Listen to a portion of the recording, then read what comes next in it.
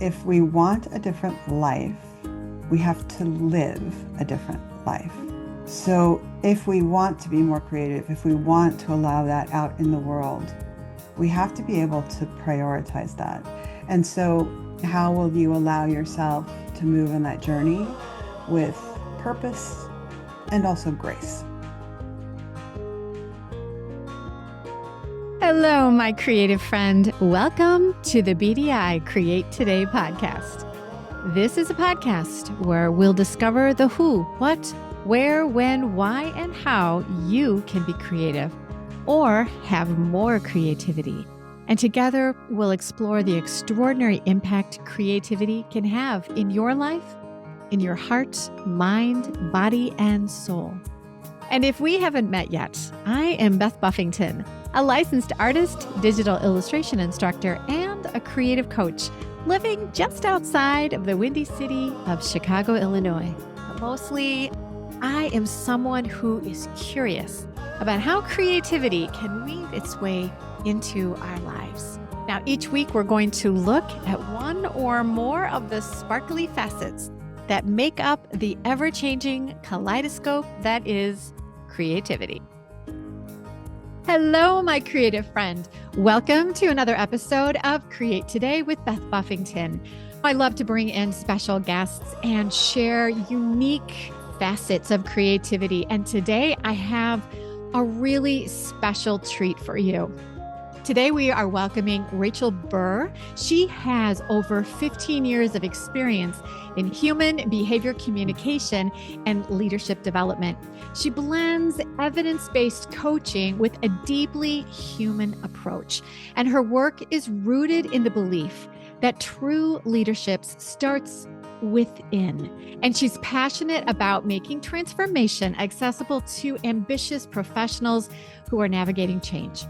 Rachel is known for her sharp insight, her calm presence, and her sense of humor, which we will find today. And she is here to help guide you to powerful breakthroughs that will stick with you. She is also the author of an amazing book that has just been released here in February of 2025 that's called Butterfly Goo. We will talk more about what this book is about and how it can affect your creative life today. So, Rachel, welcome to Create Today. I am so glad you are here. Thank you so much, Beth. I'm very excited to be here. Tell us a little bit about who you are and how we are going to understand how creativity affects you. I believe everyone is creative in some way, shape, or form. So often, you and I both hear that, oh, I'm not creative. I'm not, because we have this very static idea of what creativity means. And I think by denying that or not recognizing it in ourselves, we're not only depriving us of our creativity, but we're depriving others of our creativity. And yes, absolutely. We'll talk about how that flows throughout my entire life. I started with all this process about how many years ago? Let's not say. I was going, I started with a PhD program. I was going to be a psychologist. And it's really funny. One of the things I talk about in the book is that's where the journey really starts.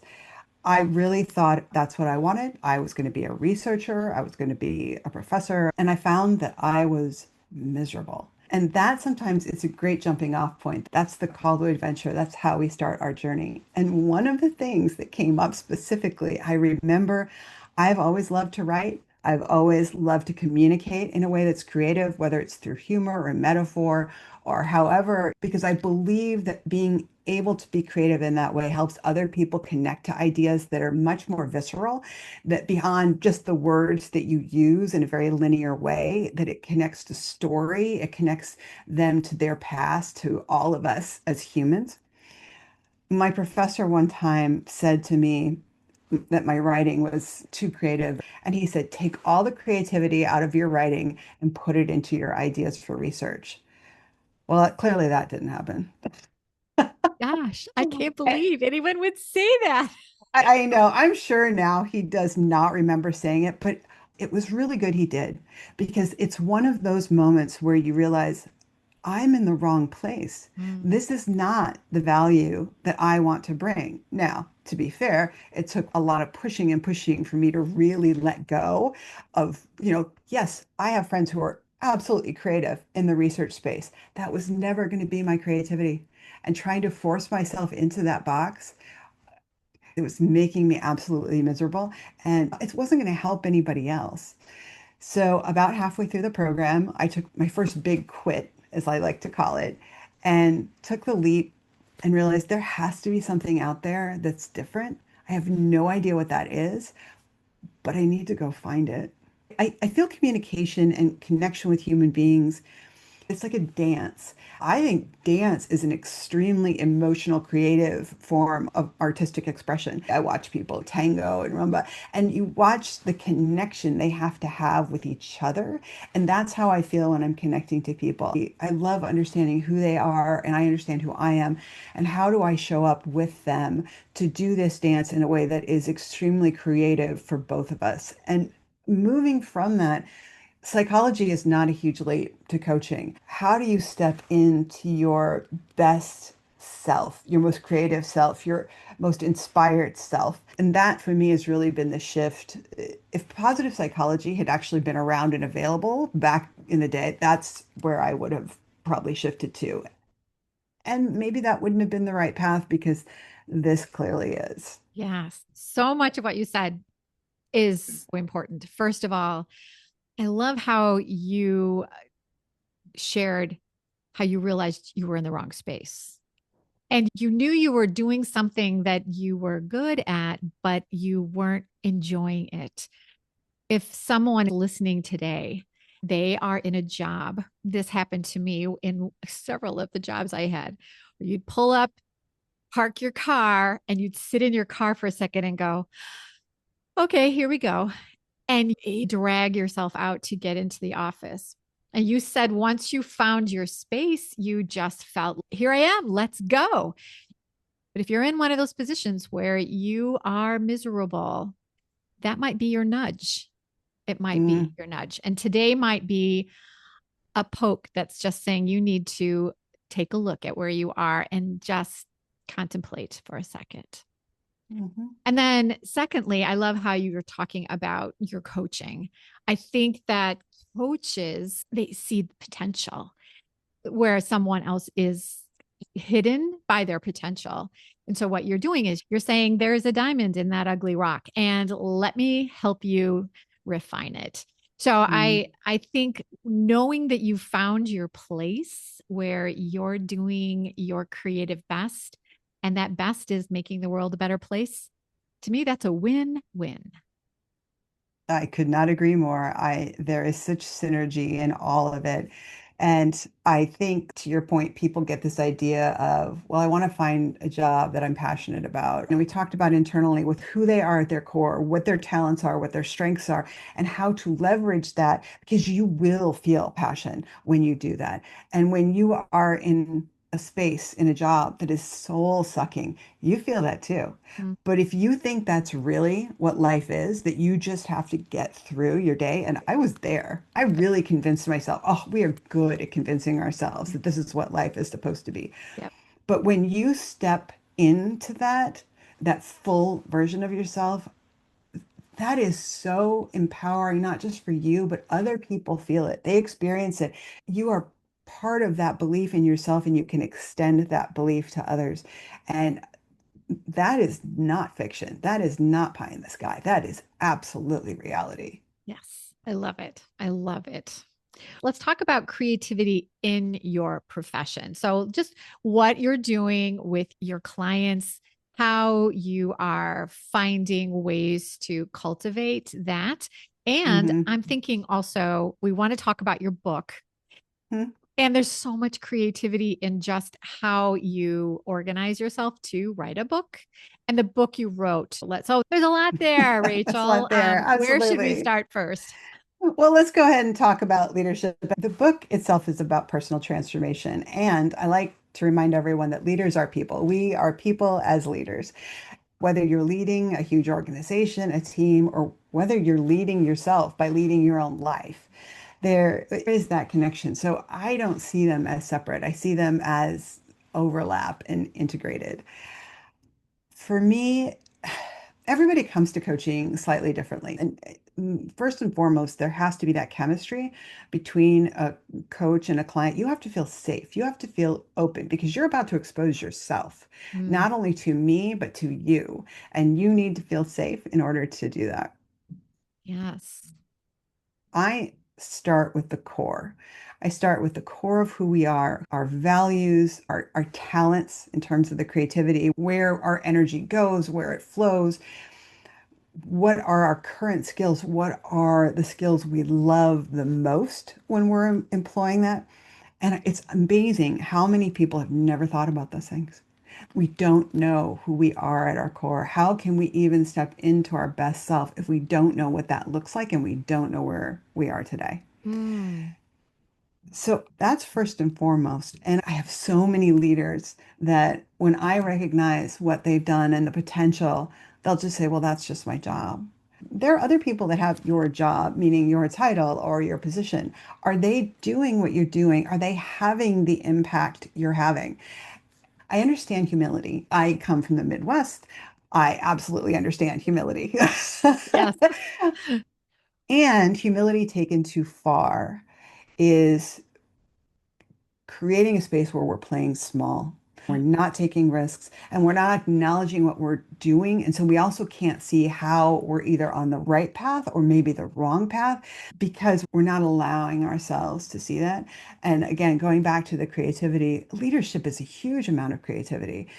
I talk a lot about this idea of a cookie cutter, that somehow we see leaders as this cookie. And so there's a little star cookie cutter when I used to help my mom make cookies, and you push that star into the dough. And yeah, it's great. You come out with all little stars that are almost exactly the same. But when you push that cookie cutter into the dough, you leave all of this other doughy goodness around. And that's what happens to us. If we try to push ourselves into a mold that is not ours, we end up cutting off important parts of ourselves that feed who we are, how we show up, how we create whatever it is we're doing. And leadership is no different. Yes. Oh, I can see how we can take what you just said and really incorporate that into so many areas of our life. In social media, we are always looking at how everyone else's life is appearing. And then quite often we are thinking, I should do that too. And Mm, it is doing exactly what you just said, then trying to force yourself into a mold. Nobody's life is mm-mm, Instagram perfect. And no, you're trying to put on this mold, and it's not going to make you feel good about yourself. So I no, can see where finding your true core is going to help you find that confidence to look at Instagram and go, whatever. That I know who I am, and my life will never be that tidy, that clean, that perfect, that whatever. But I know who I am and I know where I'm going, and I'm okay with that. Well, and I think when we do get to talk about the book, it is that goo that I'll talk about is that on Instagram, all you see is the transformation. All you see is the Uh, pretty, the perfect. And that's a lot of crap. I mean, we all go through goo. Transformation is messy. And not only is it something we survive, it is critical to the transformative process. And we are doing a disservice when all we see on Instagram, all we share, that we're so insecure that we need to show perfection and other people see it as then that's unattainable. And it is. it But is. we think, well, I can't do that. I'm not good enough, smart enough, or just enough to be that. And so we lose out on our own potential and everything that we can be and give to not only ourselves, our family, but the world, because we're comparing ourselves to an ideal that doesn't exist.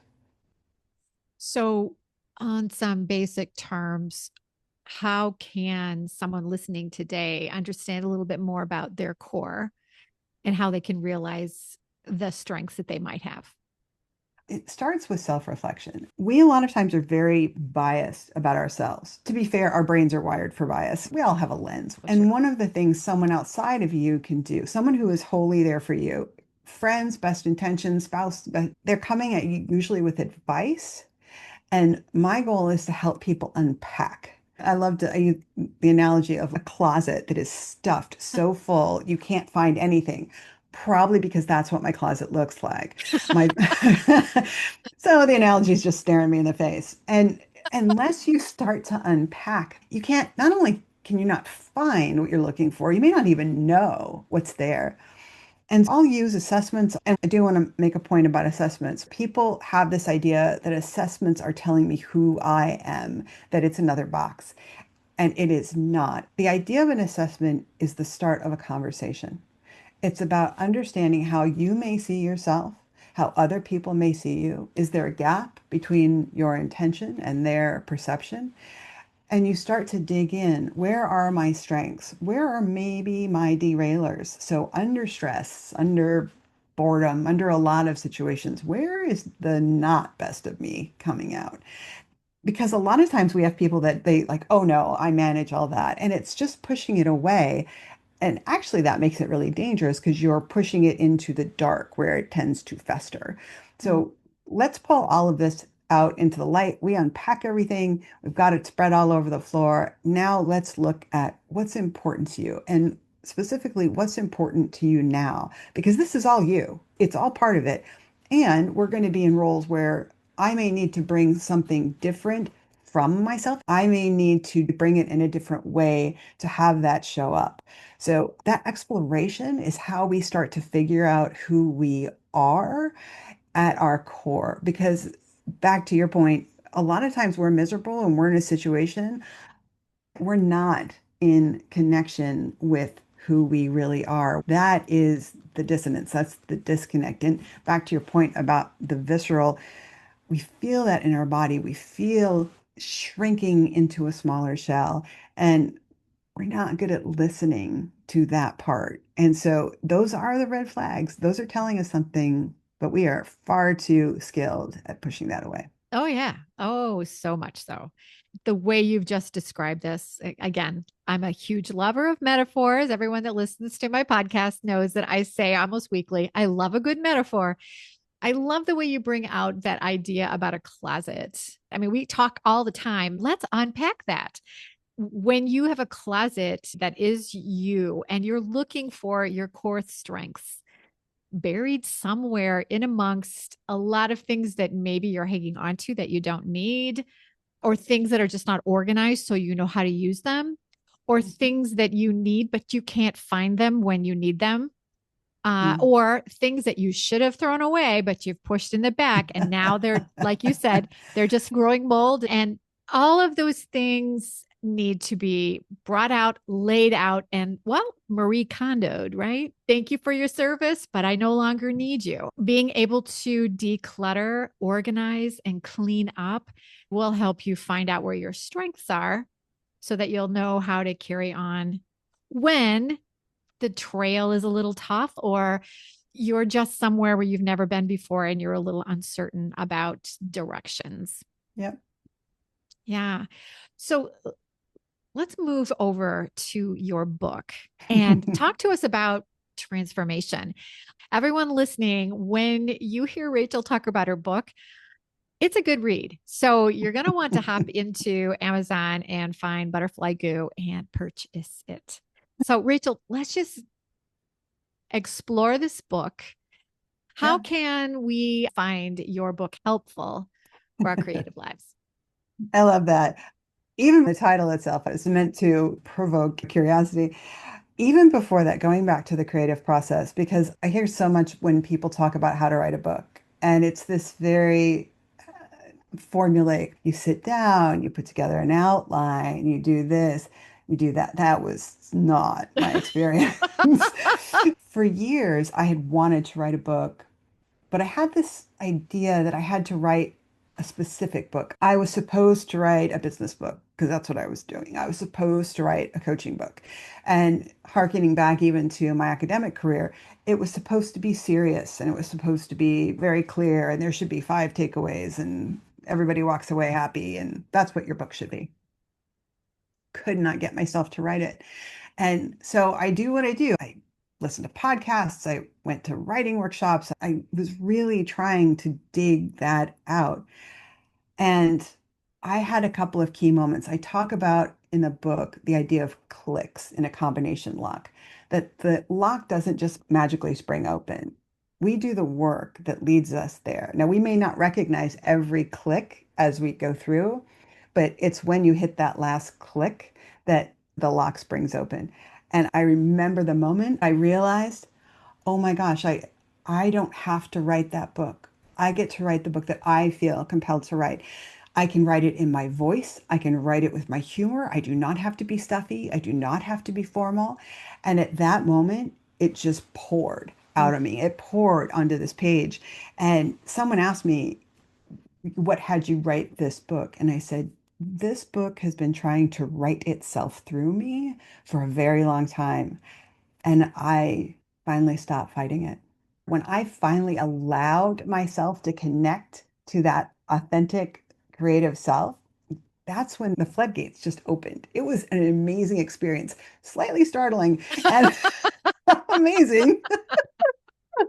And it's even in the process, it morphed and I went through more goo. So let me just start off with the title. It's Butterfly Goo, The Down and Dirty Truth of Transformation. Love it. Humorous memoir, my journey through my own goo. And the reason I titled it that is I talk a lot about butterfly. We talk about metaphors. A butterfly is an amazing metaphor for transformation. Yep. One of the It's a, best. yeah, it's not even just a metaphor, it's literal. Yep. And the beauty of the final result distracts us from how hard that transformative journey can be. When that caterpillar goes in, it spins its cocoon, or technically a chrysalis, but I like the word cocoon. So it spins its cocoon, and when it's in the cocoon, it dissolves into a gelatinous goo. And that's when the work begins. It takes those fundamental building blocks that are already part of it and it builds something new. That caterpillar takes everything it needs into that cocoon to become a butterfly. And that is the process of transformation, even to the point where the butterfly has to crawl out of the cocoon, because if it doesn't struggle at that point, it won't be able to fly. There's something about how the wings need that. The goo is not just something, like I said, that we survive. It's necessary. It's part of our transformation. We all would love this very clean, smooth road. That's just not the way it works. Ooh. That when we start to feel the discomfort, when we start to feel called to something different, when we finally step outside the known into the unknown, that is where growth happens. Growth does not happen in a comfort zone. It is by definition not only stagnant, but more and more we get smaller because we allow fear to control that process. And when we do that, we lose agency and we give up our ability to create change and we live in fear. And nothing creative, productive, anything can come from a place of fear. Oh, boom. That was so much great information. I know that that feeling of discomfort is real and it is sharp and it is sometimes so acute that it almost feels painful, right? And it takes a lot of thought to tell yourself, but that's okay. Mhm. This is what I need to go through to change. It is not going to be simple. That is such a beautiful way that you described anything worth doing. I agree. And I think, to be clear, it's not easy. Uh, It's not fun. Don't get me wrong. You get to have some wins along the way too. It's yeah. not all slog, right? But one of my reasons for writing the book and for using my own journey, my memoir, as example, something to laugh at, whatever it is you want to call it, is we need to understand what transformation really looks like. It's not about discouraging people by saying you're going to slog through a lot of go. It's by making it understandable. I would say understandable makes it actionable, which makes it more accessible and therefore achievable. Being able to break it down into not only the caterpillar's component parts, right, at its core, going back to everything I believe is at our core, that breaking it down into building blocks helps us, instead of seeing it as this big intimidating thing, it's still intimidating, but at least being able to take it step by step, that makes it more achievable. And I want people to believe that's possible. And the book, initially, I thought it was going to be a self-help book with some humorous memoir aspects as examples, and it completely flipped itself on me. It turned out to be a humorous memoir. And then in the back, I've created a playground. Oh, So this is a choose your own adventure moment as you read through this, because it's your journey and you are the leader of your own journey. You are the hero or heroine, as Joseph Campbell talks about. He's a writer, philosopher, the hero's journey. We are the hero or heroine of our own journey. And so as you read this book, you can choose just to read it. You get to laugh at watching my mistakes and my foibles and my triumphs. It's all good. There are takeaways if you want to use some of the takeaways and self-reflection questions to just consider how this might be, or if you have other takeaways for yourself, great, do that. If you want to dig in and start to play around, I invite you to play. I'm not saying you have to transform. I'm not saying you have to anything. It's your life. If you want to play around, that's why it's a playground. I invite you to play. And this is an opportunity for you to use this however you want, whatever makes sense for you, because we all have a different journey. We all build a different path, and we are at different places. There's no right or wrong to where you are in your journey. What I like to say is, that being said, if you don't begin from where you are, you'll never start. yes. And like we've discussed at the beginning of our conversation, if you've been feeling those nudges, I don't know, I'm just not happy, or wonder what it would be like if I fill in the blank.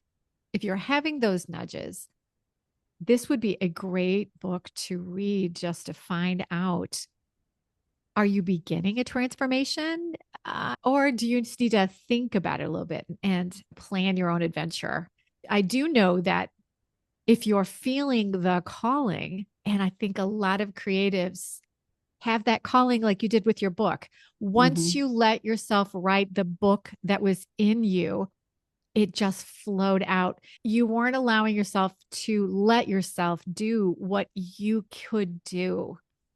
So that's, I think, what so many creatives are afraid to let loose. What is in you that needs to come out? What needs to be transformed? So interesting. And I love one of the things you said, which I want to bring out, is you weren't letting you. Yeah. We are the ones holding us back most of the time. We are the ones that are getting in our own way. We can find all sorts of reasons outside of us that are easy to be the scapegoat for why we're not embarking on our journey, why we're not engaging our true self. But the reality is, it's us. And here's the deal. We can either be our biggest critic or we can be our best champion. And we Love have it. to decide Yeah. what that is. Our inner critic, I believe that in a creative's mind, that is a voice that sometimes not only is loud, but constantly is echoing all the time.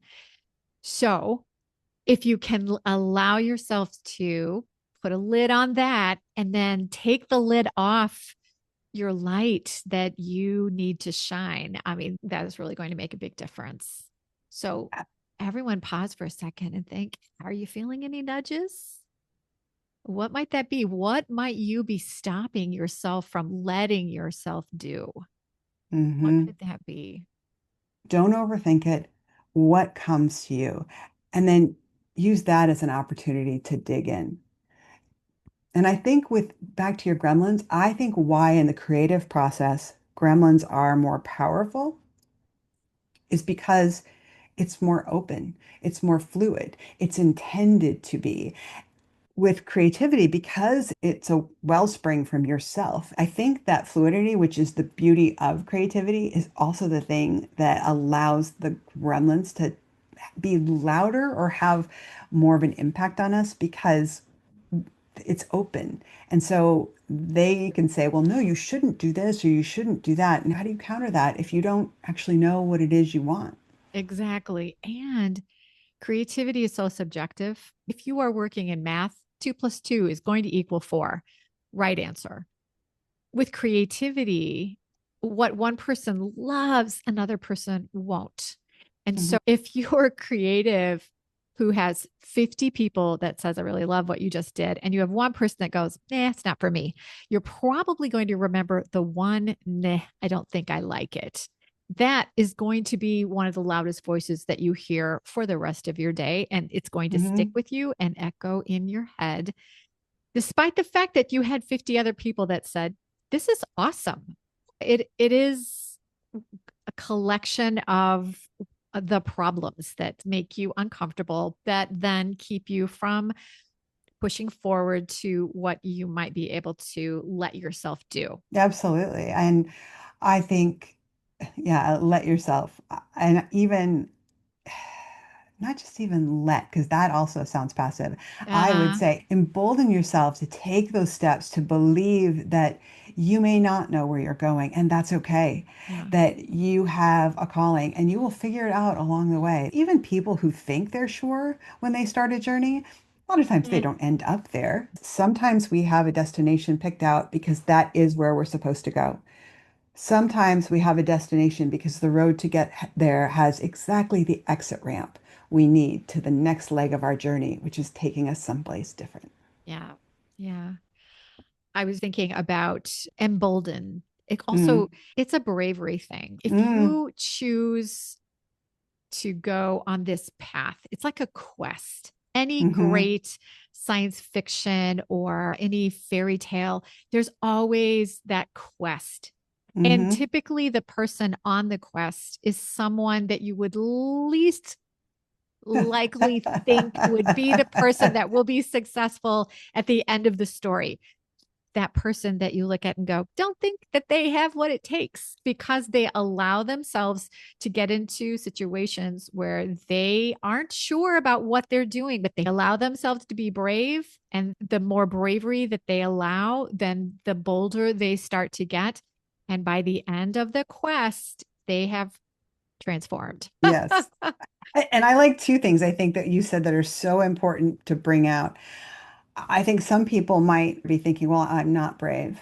Yeah. And one of the things and I think Brene Brown said it, not sure if she's the first person, that courage or bravery is just fear walking.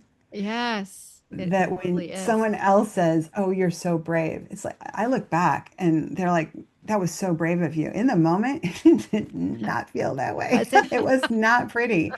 And that's important because for me, brave is actually it's a label that somebody else puts on you. We are the hero or heroine of our own journey, as we said. And actually, Joseph Campbell, just let me reiterate for those who don't know, but famous writer, philosopher, who basically said that while all our stories are unique, that we each go through different phases of that hero or heroine's journey. And it is about one of the first phases is hearing the call Uh-huh. and refusing the call.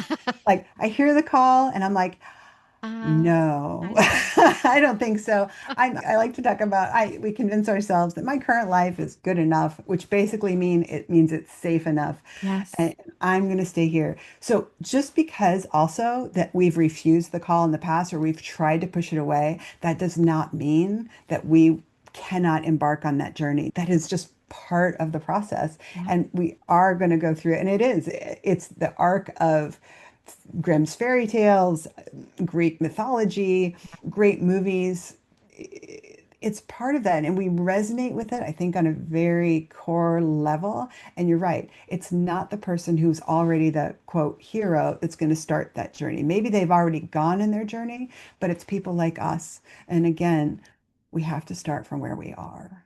Yes. And so that allows you to say those people on Instagram that are doing the things you wish you could do, you must be able to let yourself say, if they can do it, so can I. Mm-hmm. And allow yourself to just start your quest. What is Mm-hmm. that first step you should take? Part of it is feeling, are you called to something else? Are you, Yeah. what is that? I always like to think about it as the intersection of what excites and scares you. That's a good direction to Yeah. start Yeah. heading, right? Because sometimes I talked to somebody the other day when someone asked them, what do you want? Where do you want to go? And they said, I have literally never asked myself that. Oh, gosh. I was being this for that person. I was being this for that Yep. person. And none of those roles were bad. But I think one of the first things is, do you even know what that spark is?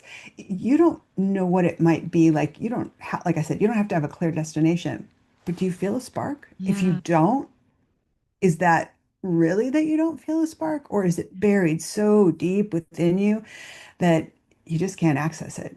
So, how do you start there? So, what is that thing you would love to do, but you have doubts? You are letting others dictate what you need to accomplish. But when is it your turn? What is calling you, and how can you get that started Hmm. despite what you think is blocking your quest? Well, and isn't it nice to have an easy out that this is blocking my quest? Because one of the other things that shows up a lot of times in our lives is, oh, well, I could have done that if I'd really tried. Yeah. But because I never tried, then I never really failed. And doesn't that feel safe? We Yeah. fool ourselves a lot of times because we think about the action, like you're saying, when this happens, I'll do this. We like to think that, okay, I'm not choosing this, I'll choose it tomorrow. I'll choose to take action then. Choosing to stay stuck is still a choice. Yes. And we like to ignore that part and think that a choice is about moving forward, about making something different, about taking that step. When we choose to stay stuck, that's a choice. It is. If nothing else, we need to acknowledge that to ourselves. And I think probably that's how the caterpillar looked at it. If you told the caterpillar it is time to build this giant thing, the Mhm. caterpillar would go, oh, well, I'm a little busy. I have other things I'd rather do. So it is a huge undertaking to become a butterfly. Well, and the caterpillar has the edge on us because what it does isn't conscious. It doesn't have, it doesn't make a choice. So Yeah. it's, oh, so lucky. Oh, People, we have overactive imaginations and we have cortisol levels and we have things that distract us like shiny objects. And so it is more difficult to make that transformation yeah. because we are human. As far as I know, we are one of the few, if not the only animal that can think about our thinking.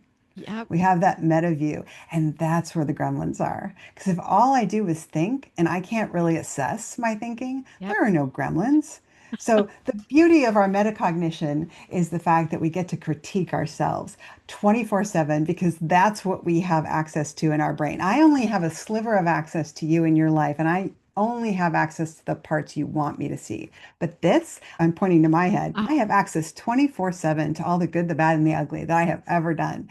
And I get to choose how and where to focus. It doesn't feel like a choice a lot of times because those gremlins are loud. And I would argue there's not just one, I've got a whole team in there working on me. We have to be able to manage that. And again, you can't just push gremlins away and say, oh, well, it doesn't matter. It's fine. That is actually not helping you. It's more about, okay, let's take it out. What are they saying? What parts of this might be true? What parts of that may have been true at one time, but are no longer true? And what do I want to keep and what do I want to leave behind? Back to our closet analogy. exactly. Yeah, it is loud in everybody's head. It is. Yeah, I know it's a stadium in mine and everyone's yelling at the ref. So, knowing that, I think sometimes it helps people to know that you're not alone. And here's the thing that while you're not alone, there are things you can do. And one of them is buy the book, Butterfly Goo, so you can learn about how you can transform yourself. I think this is a great way for creatives to take a look at their creative goals and what's holding you back. So, if you can understand a little bit more about how you work, then you'll be more mindful of where your stumbling blocks are. I agree. And mindful of how you work. And remember, mindful of who you are at Who your you core. are. Yes. So, Rachel, if you had some pithy advice, one piece of advice for creatives today that they could take away and just plug and play, what would that little nugget be? One of my favorite mantras, and I say this with great humility, but it's my mantra, it's in the book, is if we want a different life, we have to live a different life. So if we want to be more creative, if we want to allow that out in the world, we have to be able to prioritize that. The difference of being able to engage without judgment of ourselves, recognizing that it could be messy, or sometimes I learn new things just to learn them, knowing I will never be good at them. And that perfection that I have to do this perfectly now, that is not only antithetical to your journey, it is destructive. And so figuring out again at your core, who are you? What is it you want? Loosely held, and how will you allow yourself to move on that journey with purpose and also grace? So well said. So, when you allow yourself to just get in there and get messy and do stuff without judgment, it's amazing what you're able to create. Mm-hmm. And I think that is very well said the way you brought forth just get in there, get messy, and just find out. Hey, find out what's nudging, right? Mm-hmm. Find out where your brain is already telling you you may want to go, or your core, Yeah. and know when you're reacting to the whispers or the red flags, or as I said, the clicks. There's more that your brain is telling you outside your brain, your body, your gut, however you want to think about it. Yeah. There's so much there to be listening to. Are you listening? Yes. And if you're not, how do you want to listen? Yes. Open up your ears.